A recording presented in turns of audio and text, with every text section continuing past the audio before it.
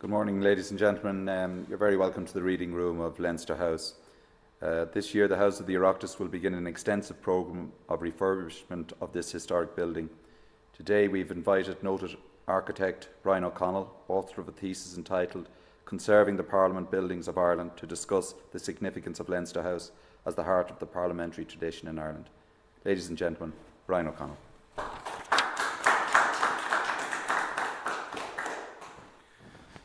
Thank you very much. I must say I'm very pleased to be here in Leinster House, given its background and its origins, to actually have the opportunity to speak here in the library of Leinster House. It was the tradition a number of generations ago for people to start with a quotation, which would either put what they were going to say in context, it would raise a question, or it would warn you of the inadequacy of the speaker. I think I want to give you certain quotations which belong to the third category. And that the first I would like to give you is from Giraldus Cambrensis.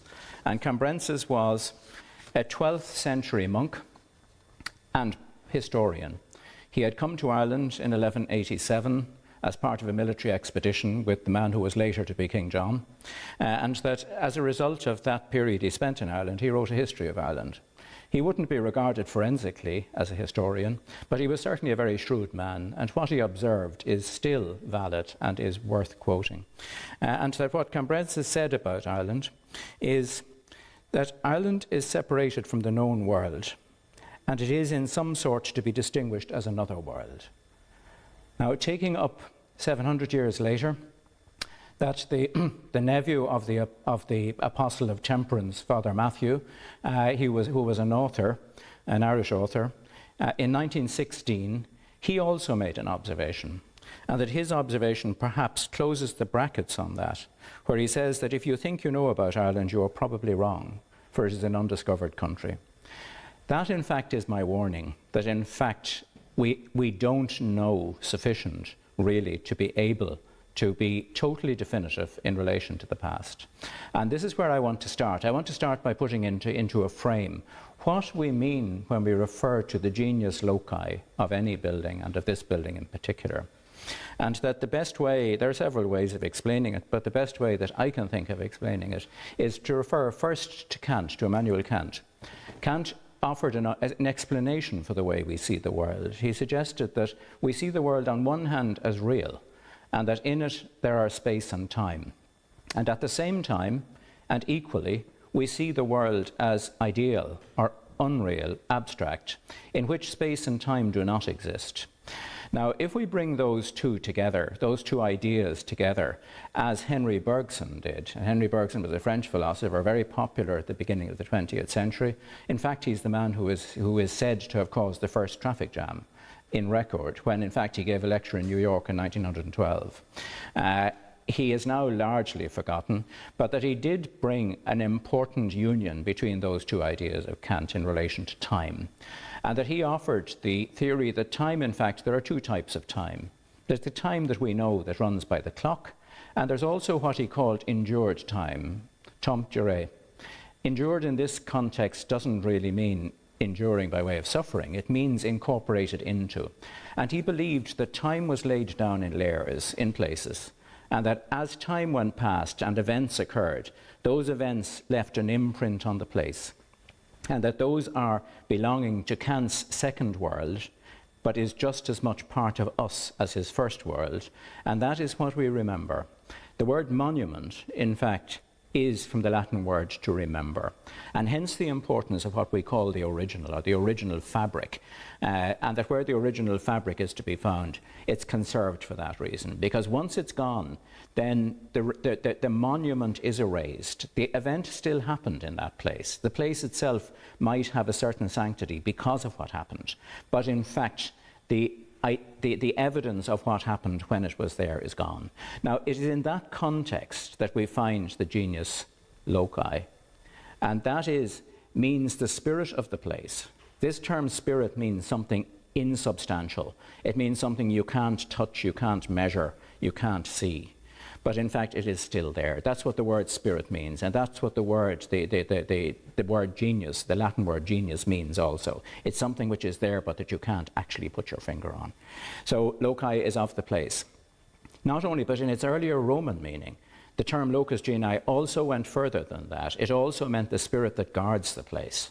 And the idea of guarding was to retain your culture, because if you have no past, you are nobody. You are defined by your past. And that is the importance of the genius loci. And the question that I'm here to address today, or look at today, is the genius loci of this building, of Leinster House, and its significance. The important thing, I think, to recognise, and Colin mentioned in his introduction there, the fact that works are going to be undertaken to Leinster House. The important thing in conservation is to remember that, in fact, conservation is not preservation. Preservation is freezing something and treating it with a kind of a removed reverence. Conservation is enabling a building to evolve, or enabling a place to evolve, but identifying its significance and protecting that significance in the evolution. So it's a much more complex process. Now, in order to protect the significance, you must first identify it. And that this is the process of identifying the genius loci, is to identify that significance. And this is what I want to touch upon. I'm going to have to go very rapidly through it. It's a very large subject, and that, in fact, I probably have very little hope of making too much headway into it, but I'll try. And the first thing I want to do is to go to the idea of what a parliament building is. The word parliament comes from the French word to talk. It is a question of discussion. It is what Socrates called the dialectical process. It's a process of discussion. What we want to do, first of all, is to see the way that Parliament buildings have developed. And the first one I pick here is the Parliament House in College Green. These, in fact, are the phases by which it came into existence. The first phase is we have Pearse's Parliament. And what's important to note about this is the relative positions of the House of Commons, which is in the centre here, and the House of Lords here. That in fact the Commons is in fact precedent. It takes precedence over everything. Now remember, this is after the end of the English Civil War, and if you want to just put the English Civil War in a matchbox, you can say that it was about a shift of power in Parliament. That when it started, power was with the Crown as the executive and the Privy Council and the Lords. They dictated. The Commons were only called in when money was required in order to fork up the money, and they could make complaints and whatever which might or might not be listened to. After the Civil War, Parliament was dominant. The Lords were now merely a second chamber. They were known as the first chamber, but they were the second chamber of the Parliament. They merely acted as a sort of a second stage, but that all real decisions were left with the Commons, and the Commons through this became the executive, and they were executive, and the Crown became a nominal sort of locking pin in relation to this, progressively losing power. So what this is telling us in 1739, and this is the first bicameral Parliament building to have been designed in the world, and has been called by Summerson, the leading sort of, I suppose, critic of the architecture of this period, as amongst the finest Palladian buildings in the world. So that in fact we have this sort of extraordinary appearance in Ireland in 1729, in 1730, just before parliaments are really consolidating and determining what they are. We have this architectural expression not only as a primary civic building which locates the seat of the will of the people, which is what it's now perceived to be, and that's what it will be defined as in the American Revolution and in the French Revolution. It will come to be defined as that, this abstract concept, the will of the people, and that this is where the will of the people is vested. And you see it developing here through the period. We needn't concern ourselves too much with the way it develops, but that in fact by the time in 1800, when the Parliament is withdrawn and we become the Act of Union brings the Irish Parliament back to London and makes Ireland back into a provincial capital, you see that the House of Commons, which is here in the centre, is gone, and it's now become the main banking hall of the Bank of Ireland, which it still is today. The Americans were the first to come up with a rigid constitution, and that in their constitution they defined the relationship between the houses of Congress and representatives. They defined them differently, and the executive. You can't use it as a model, but by the same token, what you can see is you can see the civic importance that's laid, this Baroque civic importance that's laid on the Parliament, so that in fact the capital is at the very at the end of a very long axis. You then have relating on the radial axis, you have the White House. And so Washington becomes a design city, designed in the ideals of the post-French Revolution ideals. But in fact, you'll find then that they follow the model of Kent, not the model of Pearse. And that what they do this time is they have the hall of the people. They use simple language. It's no longer a court of requests. Nobody asks for anything in America. You have a right to it, and therefore it's yours. You're not a subject. You're a citizen. And you see that subtle change occurring here.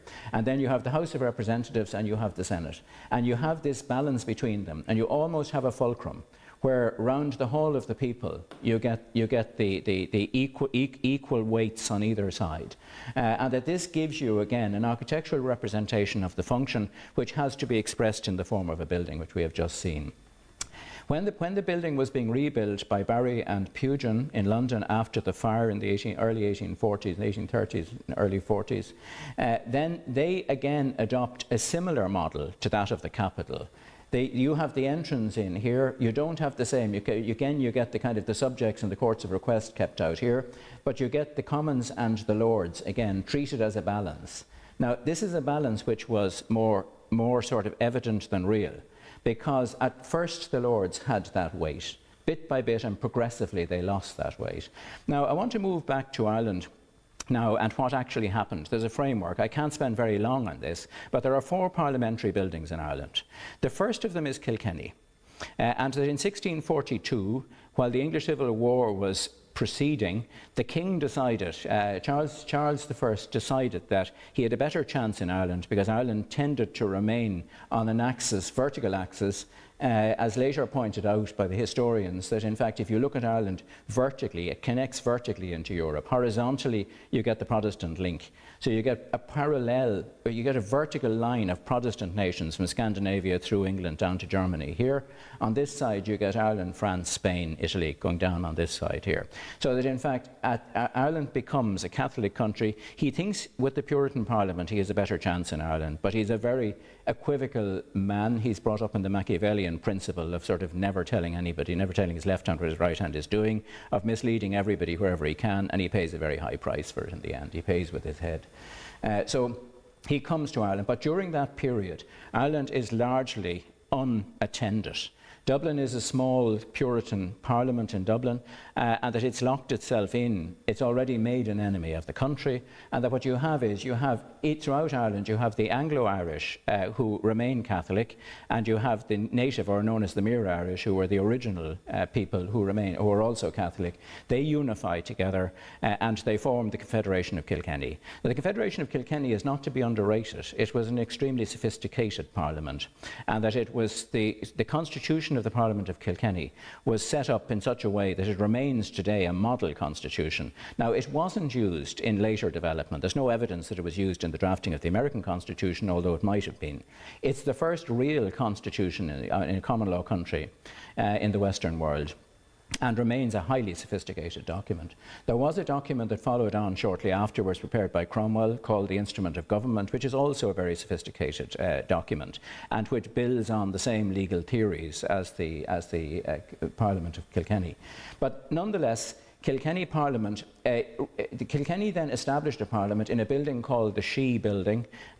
Kilkenny, if you like, was outside Dublin. It was the alternative capital. Kilkenny was the capital of, if you like, the Catholic interest, which included the ascendancy, the landowners, as well as the original native population. The Parliament House was set up there. Now, what's happening here, and this is just to illustrate the way that we track them. We've got the oldest map of Kilkenny, which is 1757 by Roke. We then take all of the Ordnance Survey maps that were prepared after that. We take known points in relation to them. We fix the points. We bring all the maps to the one scale. And then we can transmit the site the whole way down, so we know where it is today. We can take the footprint of where it was in 1757. Now, that is well over 100 years after the the destruction by the Cromwellian forces of Kilkenny. But we nonetheless, the original building was there at that time, and we've tracked it down so we can actually show that it was in part of what is now the courthouse. And having looked at the courthouse there, we can see that the cell blocks in the courthouse are part of the original basement of the She building. Now, unfortunately, there were two She buildings in Kilkenny.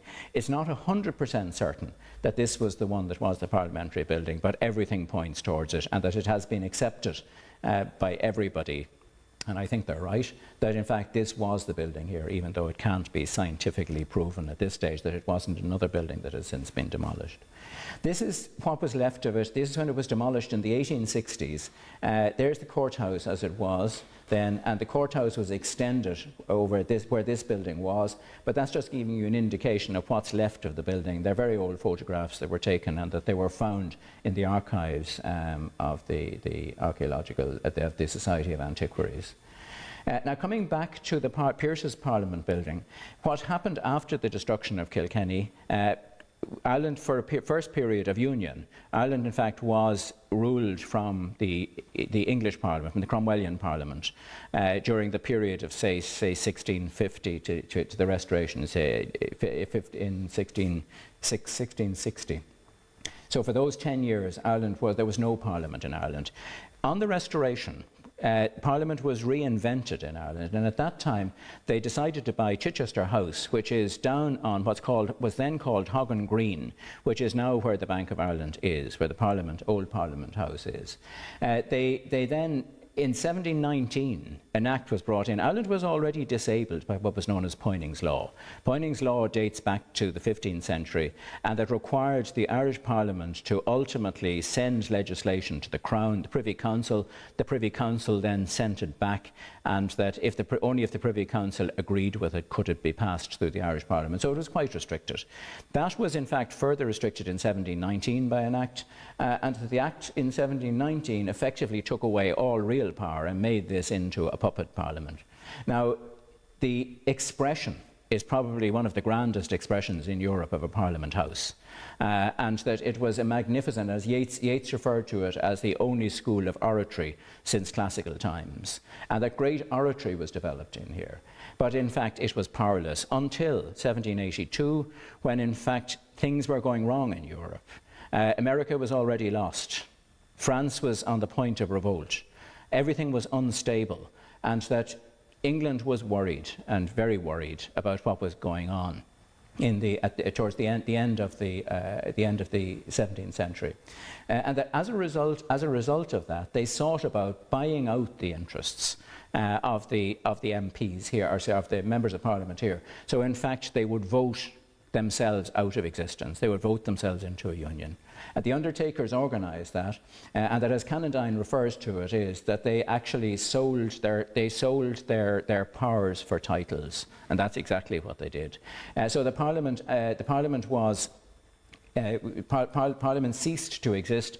It left a bad taste in a way, that in fact it had voted itself out of existence by bribery. It was bribed out of existence. So it wasn't anything hugely honourable that brought it to an end. It was something dishonourable that brought it to an end. And that was to be very important in terms of when the new state was being founded, and when this building was selected ultimately as a centre of Parliament. It was against quite a strong opposition coming from the Senate that in fact this building should have been restored as a building. And in the 1920 Government of Ireland Act, Section 66 deals with this building and provides that should the Irish Parliament decide to require it, that in fact the Crown would purchase out, in other words, the British government would purchase out the interest of the Bank of Ireland and would return this to the Irish Parliament. Now, the Royal Dublin Society is a very interesting society in itself. It had been the first of its type in Europe. It belonged to a whole new era, a whole era of development of education. In 1870, Gladstone had brought in a Universal Education Act, and that the whole, if you like, the whole intellectual status of a population had changed as a result of that. And you now had a literate population up to a certain level, and this idea of providing institutions for them had become very important. The RDS was already well established in terms of providing scientific information. Trinity, of course, was already well established as a university. That was in a somewhat different category. but that the RDS had been very much involved in education of the public, and that at that time the RDS had moved here. Now, they moved here in 1815 after it had been sold by the Fitzgerald family, the Earls of Kildare. They had sold it. They had effectively lost their interest in it after the Act of Union, and in 1815 had passed on to the Royal Dublin Society. The Royal Dublin Society had gained considerably in credit in terms of scientific and literary development, and that it had used this building as its headquarters, and it had here since 1803 it had a public library here. It also gave public lectures, and that in 1896 it built what was the finest lecture theatre in the country, which is in fact now the Dáil Chamber, and that was the most modern lecture theatre, and that it could seat up to 700 people at that stage. So in fact that could provide a very suitable location, a very suitable chamber. In the meantime, what had happened throughout the 19th century was that in 1853 the Great Exhibition was held on the lawn here in Leinster House. It had been promoted by Dargan, the railway magnate, and that it had been designed by Benson of Cork as a temporary building, and it was built here. After that, after 1853, the popularity of the art exhibitions that had been held in the Great Exhibition were such that there was a strong view that there should be a public gallery provided, and that there should also be a natural history museum, because there was a large collection of geological specimens and other specimens in the possession of the RDS, and these should be made available for scientific research and available to the public. And that a commission sat in 1868, a Royal Commission on Education, and it proposed that the area around Leinster House should be developed. We then got the development, I won't go through them in any detail, but we got the development of the first of all of the Natural History Museum, which was opened by Dr. Livingstone, a famous Dr. Livingstone, I presume, in 1857. He gave the inaugural lecture. We had the National Gallery, which was built just shortly after that. And then on the other side, we had the National Library and the National Museum, which were built towards the end of the 19th century. The Prince of Wales laid the foundation stone for the National Library, or National Museum, was it, in 1885. And those were completed at the end of the century. So what you had here was you had a centre of popular learning. You also had the great national institutions. So it was already established as, if you like, the national cultural centre under the new nation. No longer the aristocratic nation. It led the aristocratic nation when it was, in fact, the townhouse of, in fact, the leading peer in Ireland, who was the Earl of Kildare, or the Duke of Leinster.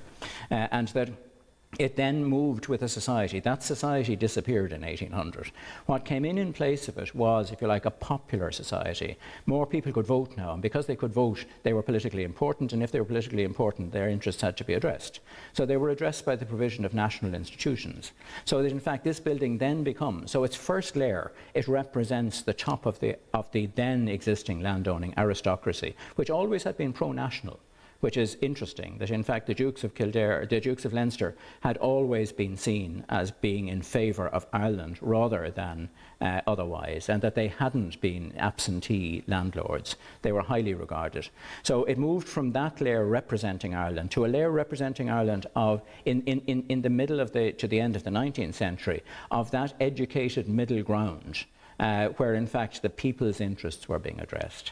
Now, it was in that context that Collins, when he came here in 1922 to look at the building, decided that this was probably the only building that could readily be available in which an organisation on the scale of the Dáil could meet, and that they could meet in the theatre. So he proposed that the meeting would take place in the theatre, and he asked the RDS to allow him access to the building for 8 months. Now, there was then the first assembly, the first constituent assembly, not the first assembly of the provisional parliament, so to speak, actually took place down in City Hall. But that the first constituent assembly, which is the assembly which was going to draw up the constitution as a result of the elections of 1922, there were elections in 1922, and that as a result of those elections, the constituent assembly would be the one that would create the constitution that would then go to the people and then would be adopted by the people and would then move on to creating the parliamentary structures itself. this was during the period of the Civil War, and what Collins was primarily concerned about was security. That in fact it was one problem to organise the whole of the process, but how do you secure it? Now, in fact, Collins sorted this out and made the arrangements for the Dáil to meet here in June of 1922, which it did. And the meeting then, the meeting of the Constituent Assembly was deferred to September. Collins himself was shot in Bailnablaw in August, and so he was already dead by then. 4 days earlier, Arthur Griffith, who had been the sort of the great central figure around which the concept of the new state had been created, had died in St. Vincent's Hospital. So in fact they were both gone, and that the person left to lead the country was Cosgrave. Now Cosgrave was a very understated character, but very, very highly regarded at the end of the day. And O'Higgins at the time of the first debate, which is in the records of the first debate, O'Higgins had asked the question as to whether in the history of mankind so much responsibility had ever been placed on the shoulders of 9 very young men who were also inexperienced. Now, it's extraordinary that out of that they were able to produce the state. Now, not only that, but at this time, Collins had been shrewd, because Collins, in looking at the building, required to meet certain other considerations. One was security. He needed a centre where, in fact, the ministers could meet, the cabinet could meet, and that the core departments could exist. At that time, there was a building, the buildings the government buildings here in Merrion Street were just being completed. They were in the process of being completed. They had been the College of Science had been part of the extension of this centre of learning. The College of Science was to be built there, and then a Department of Agriculture was to be built with it. And that was going to be the agricultural department, because agriculture was the basis of the Irish economy. This was in fact the map that attached to the Act of 1877, when in fact what happened was the state, the Crown, bought out the interest of the RDS in this building. They bought there is Leinster House itself. They then proposed these. This was the Science Museum, and there was there's the National Gallery there. They were proposed. At that stage, we hadn't yet got to the point of the National Library. So that this map, in fact, was the map of the deed that was transferred. That actually became quite important if one wants to look in detail into the relationship between the Free State government and the RDS. The RDS, I think, never disclosed to them that this map existed, which actually showed that the British government, the Crown, had already bought out the interest here, and that all that the RDS had in 1922 was in the interests of a tenant here, and again, a tenant at will. And that in fact what it finished up is that the Free State paid, not only did they pay 10,000 to buy out the interest, which was a lot of money at that time, but they ultimately paid 68,000 to the RDS to buy out their interest, to allow them to build a building in Ballsbridge. Now, strictly speaking, they bought back their own property from the RDS, but maybe that's too narrow a way of looking at it. What they were doing was they were allowing the RDS to recreate and to redevelop its interests as an alternative to the de facto position that it occupied in this building here. So what we finished up then with, as you can see it here, we have the gallery, the Science Museum and the gallery here. We have the National we have the museum and the library here. We have the gallery here, and we have the Science Museum here. And we have in the centre of it, we have this core. We've now created an urban plaza here, and we've created this open garden, which is stretching out with its views across Merrion Square. So that just coming back to what the RDS had done, that is a layout of the theatre as it was designed by Dean. And that is what the theatre looked like originally, what is now the Dáil, which indicates the kind of the scale that it had. It certainly had plenty of space there.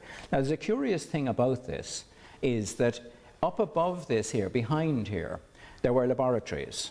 And that one of the things that was happening in those laboratories at the time was that a young surgeon in Dr. Stevens' hospital by the name of Stevenson, he had developed Marie Curie's concepts that in fact radium was very effective in dealing with cancerous tumours. And he had created and developed a method where he put radon gas into very small glass modules, sealed it in, and then surgically he placed that into tumours and found that it was extraordinarily successful. I'm sure it did a lot of damage too by today's standards, but it was very successful. And this was known as the Dublin method. And that in fact it became so successful that in fact the RDS, because Professor Joly, who was at that stage, he was effectively leading the RDS at that stage, he was also the chairman of Dr. Stephen's Hospital, and he was a chemist, and that he was very interested in that, and that he then persuaded the RDS to acquire a supply of radium, and to monitor that radium by setting it into these tubes for the purposes of these operations. So this would have been the first, if you like, advanced cancer research laboratory, probably in the world, given the fact that this was relatively recent, and Marie Curie had only discovered this in the 1880s, and this was 1900. So that when they came here, the radium laboratory was above, in this area behind here, and that couldn't be easily removed.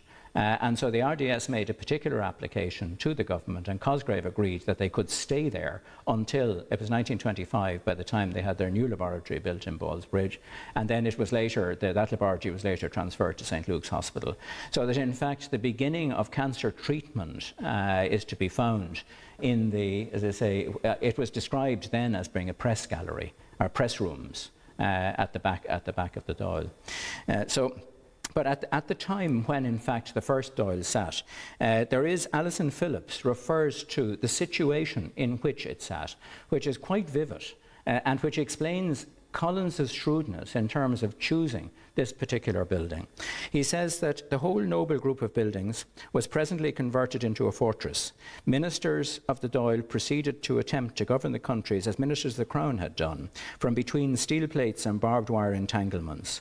Marked down for assassination, they were imprisoned in government buildings, and as to have ventured out, save with infinite precaution, would have been to court certain death. But that during that period, this building was a fortress, and that Collins had been shrewd. He knew it could be defended. He knew it could be easily defended, and it was very successfully defended throughout that period. Now, there were many attempts to look at other buildings. Kilmainham was one of the options that was looked at, and the executive was quite in favour of Kilmainham. There was a lot of public reportage at the time which suggested that it should be returned to the Parliament House. In fact, there was an underlying principle that comes through all of the Dáil debates, particularly from the executive. They didn't want to go there. Ernest Bligh at one stage kind of let the mask slip and referred to it as the House of the Cutthroats. Cosgrave referred to it as not being quite as glorious as people might think, that these were people who sold their birthright. Now, all these little comments, you find them, they're buried in the Dáil reports as you go through them. But that what you're beginning to see, that despite the fact that there is a popular move for that, it's not going to happen. You then have the Senate. Housing of the Senate was going to be a problem, because where were they going to put it? All that had happened, really, Collins had entered into an agreement for 8 months for the lecture theatre and the rooms immediately adjoining it. What were they going to do with the rest of them? So the Senate temporarily got put, of all places, into the antique furniture store in the museum. And that there's quite an interesting observation that was made by Glenavy when he was chairman of the Senate, and he was getting very tired of having to conduct the Senate in a furniture store.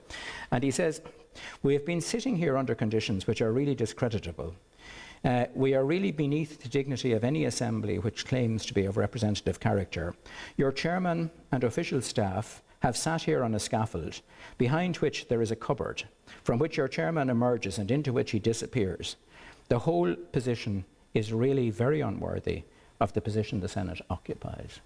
So that in fact, now you could see they were getting very tired of being in a furniture store, and that Cosgrave's comment was that, well, you're in a furniture store, but remember, we're in a theatre. So that in fact there was always a little bit of levity that went on as well. But that in the process then, without going through it in any great detail, there was Glenavy made a proposal that in fact they might sit in the ballroom of Leinster House. That's the room directly above this here. And that then gave you a very interesting parallel, if I can go back to where we started, where we looked at the morphology of parliaments, the way in fact they balanced in the early plans. Because what was happening now is that you were effectively coming in the centre here, and that you were going right to the Senate and left to the Dáil chamber. That in fact, and again you had the Dáil chamber, while it was much bigger, the Senate was given, if you like, a precedence or a level of precedence, which it didn't really have, but it was still regarded as important.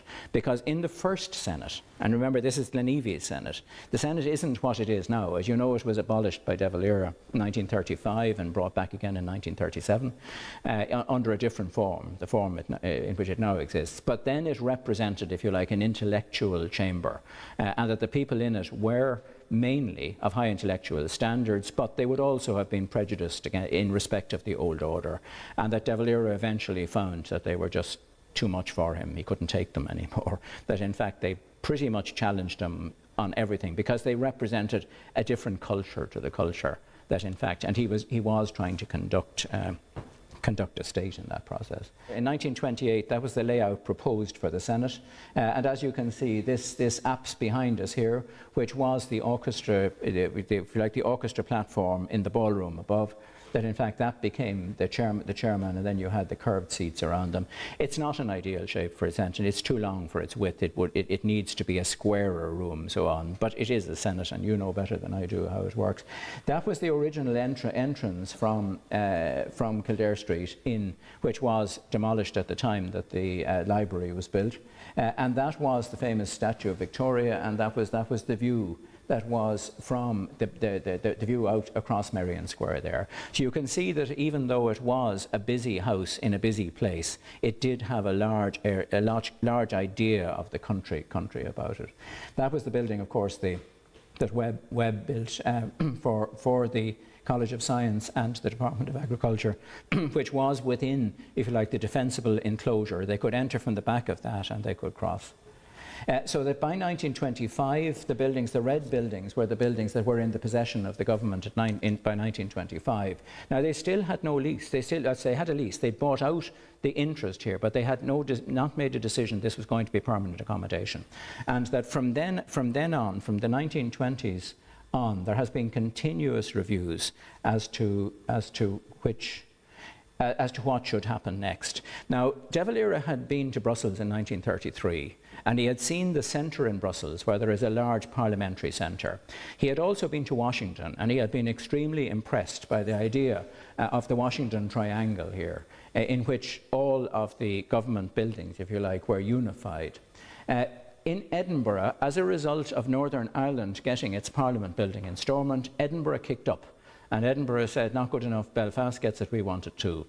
So in the beginning of 1930s, 1934, Edinburgh got this building by Tate, this Parliament building by Tate. Now, these were buildings that De Valera was now looking at and was beginning to believe that the state should be reflected, the importance of the state should be reflected in the buildings it occupied. And that he started a process, De Valera started a process by asking the Office of Public Works to look at the options for a proper parliamentary quarter in Dublin. And that what the Office of Public Works came up with was this map here, which indicated the number of acres in these various sites initially, the A, B, C, and D incorporated this section here as well. So the D map is no longer available, but we know what it was from the other files. So here is Leinster House here, and then De Valera's idea was, to what extent could all of this be made into a parliamentary quarter? What the Office of Public Works proposed in consultation with De Valera was that Leinster House, which is here, that Leinster House should remain as Leinster House, with the museum here attached to it, that this area here should be taken over as a museum, that the new parliamentary building should be here, that this entire site should be cleared, should be completely razed, and that Leinster House should remain as the cultural focus within this idea of a cultural quarter, which incorporated three things. It incorporated cultural centre, from which De Valera continuously pointed out that a concert hall was missing. That was the one thing he wanted that wasn't there. So there's no concert hall, but that the facilities that were there should be developed. That there should be then all the government buildings should be provided here, that the parliamentary buildings should be provided here. For some obscure reason, he was keeping Holles Street Hospital there, which now, interestingly enough, is one of the few buildings that's going to move. But he was keeping that there, possibly because it had only been just newly developed in the 1930s. And that he then saw the possibility of a concert hall being located here. And that he then wanted the cathedral to represent religion here. So he was going to have culture, religion and government were all going to be unified into one sort of conceptual centre, and that this was to a large extent what De Valera's vision was. Now, the problem was that in 1930, the Archbishop had purchased Merrion Square. That Merrion Square was set up under an Act of 1791, and the commissioners for Merrion Square, that their title was going to run out in 1938. And that in 1930, the Archbishop bought it on the basis that after 1938, he could build a metropolitan cathedral in Merrion Square. And that a study was done to show St. Peter's in Rome in Merrion Square. A study showing Christ the King of Liverpool, showing St. Paul's of London, and showing Cologne Cathedral. That was merely a study in scale, just to see how did Merrion Square relate to scale. That didn't put the Archbishop off. The Archbishop then made a proposal to build a cathedral in Merrion Square. Now, that is on the diocesan archives. That illustration remains, which is quite extraordinary. It's more like a medieval fortress. But this is what was being thought of, or something in this order was being thought of.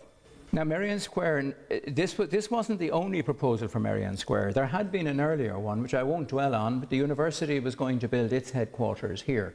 And that was a proposal, or at least it was an examination of the site where the ESB house is now on the corner of Merrion Square, where the university would have had, National University would have had its headquarters.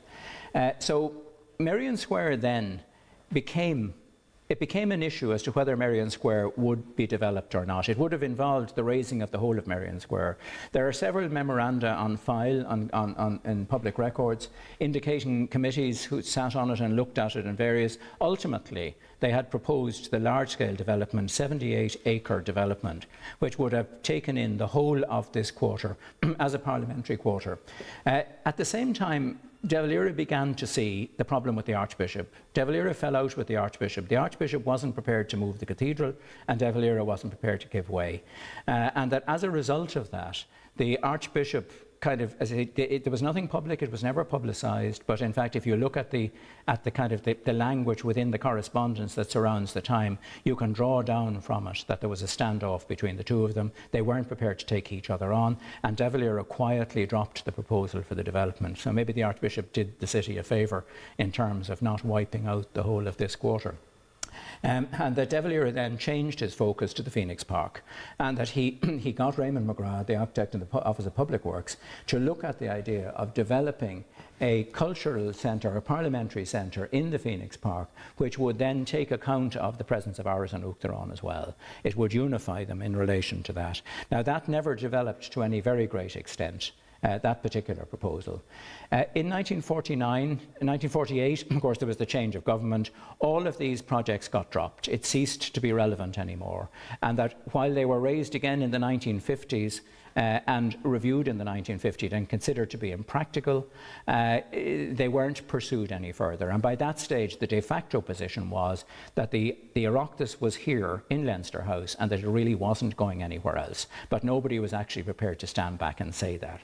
In 1949, Ireland was declared a republic. As we know, in 1937, it became de facto a republic as a result of some very clever footwork by De Valera in relation to the constitutional crisis of 1936, the abdication of 1936. De Valera had effectively managed to take Ireland out of the association with England, but that it was Costello who finally formally confirmed it in 1949, and that's just an illustration of O'Connell Bridge during the celebrations to welcome the new state. So what we finish up with then is we finish up with this very fine complex in the centre where we have the cultural institutions, we have the houses of the Oireachtas here. Now since then you have the Millennium Wing, which was built on in 1966, you have the building which was built on, the functional building, office building, which is built onto the back. You have the extension to the National Gallery, and that you've had progressive development of this building ever since. Now in relation to its future, we said, what was the locus genii of it? Well, the genius loci of it. The genius loci of this building is that, first of all, it represented the place in terms of the theory that I outlined to you at the beginning. It represents the place which endures or ingrains, if you like, the presence of the top of society, the centre of society in the 18th century.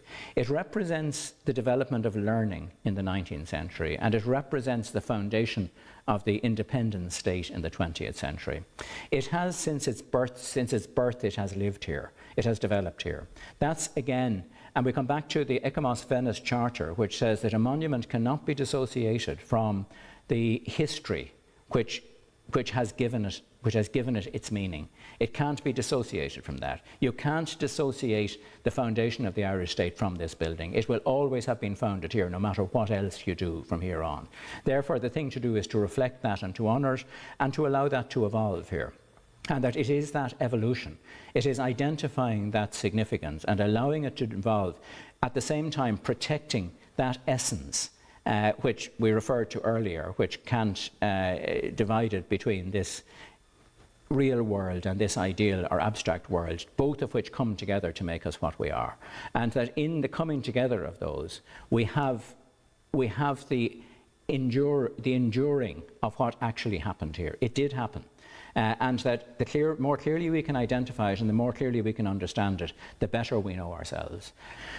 So I think that's probably brings me to an end. That is what I would offer you as being the genius loci of Leinster House. It is the birthplace and the home of the Irish Parliament.